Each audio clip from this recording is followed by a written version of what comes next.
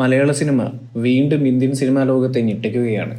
ലോകയിലൂടെ ലോക പരമ്പരയിലെ ആദ്യ സിനിമയായ ലോക ചാപ്റ്റർ 1 ചന്ദ്ര ബോക്സ് ഓഫീസ് ഇളക്കി മറിച്ച് മുന്നേറുകയാണ്. ഇതിനോടകം തന്നെ 200 കോടി ക്ലബിൽ ഇടം നേടിയിരിക്കുകയാണ് ലോക. മലയാളത്തിൽ നിന്നും 200 കോടി ക്ലബിൽ ഇടം നേടുന്ന 4ാമത്തെ സിനിമയാണ് ലോക.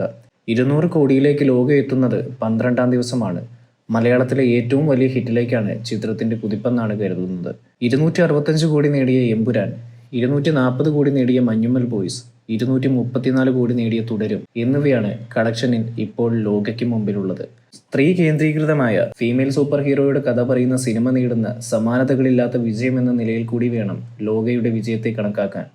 നായികമാരുടെ കഥ പറയുമ്പോൾ കളക്ഷൻ ഉണ്ടാക്കാൻ പറ്റില്ലെന്ന കാലങ്ങളായുള്ള പരാതിയെ കാറ്റിൽ പറത്തുന്ന സിനിമകളിൽ ഏറ്റവും ഒടുവിലത്തേതാണ് ലോക.